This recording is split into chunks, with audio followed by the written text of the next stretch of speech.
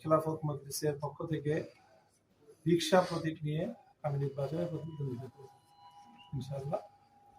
তো আমি আশা করছি যে নির্বাচনটা উৎসবমুখর পরিবেশে সকলের সম্মিলিত অংশগ্রহণ, একটি ফ্রি এবং ফেয়ার ইলেকশন হবে এবং সেই ইলেকশনে প্রশাসন সম্পূর্ণ নিরপেক্ষ থেকে লেভেল প্লেইং ফিল্ড, যেটার দাবি আমরা দীর্ঘদিন ধরে করে আসছিলাম, সেই লেভেল প্লেইং ফিল্ড নিশ্চিত করবে এবং এখানে কোনো বেশি শক্তি অথবা কালো টাকার সরাসরি থাকবে না।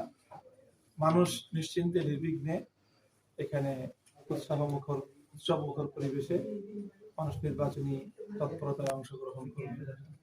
ইতিমধ্যে আমরা ব্যাপকভাবে মানুষের কাছে কাছে যাচ্ছি, বিপুল সাড়া পাচ্ছি আলহামদুলিল্লাহ। মোহাম্মদপুর, বৃহত্তর মোহাম্মদপুর এবং মোহাম্মদপুর আদাবর, শেরেবাংলা নগর এলাকার মানুষের দীর্ঘদিনের একটা প্রত্যাশা, যে এলাকার স্থানীয় কোনো মানুষ, কোনো জনপ্রতিনিধি তাদের দায়িত্বশীল হোক। এটি এলাকার মানুষের একটি দুর্ভাগ্য যে সবসময় বাইরে থেকে এসে মোহাম্মদপুর অঞ্চলে মানুষ জনপ্রতিনিধিত্ব করে।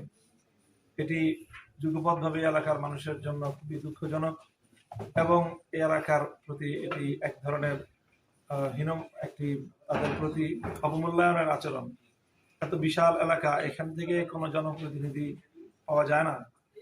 সেই হিসাবে আমি আশা করি যে আমার 40 বছরের অবস্থানের এই জনপদ মোহাম্মদপুর, যে মোহাম্মদপুর হযরত মুহাম্মদ সাল্লাল্লাহু আলাইহি ওয়াসাল্লামের নামেই এই অঞ্চলের নামকরণ, এই অঞ্চলের মানুষের সব ধরনের যে সংকট, সেই সংকট নিরসনে এবং সর্বোপরি বাংলাদেশের জাতীয় রাজনীতিতে আমার যে অবস্থান এবং যে সুযোগ রয়েছে সেটিকে আমি কাজে লাগাবো।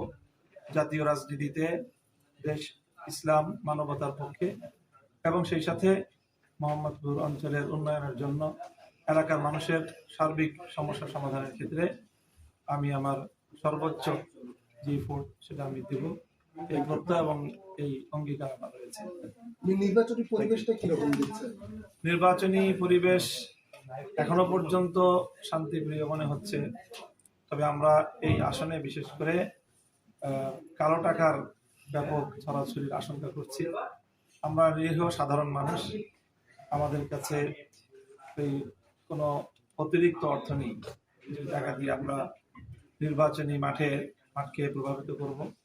কাজে এই বিষয়ে আমি আশা করি যে প্রশাসনের পক্ষ থেকে গভীর নজরদারি থাকবে, যেন কালো টাকার মাধ্যমে এবং সন্ত্রাসের মাধ্যমে এই নির্বাচন যেন প্রভাবিত না হয়।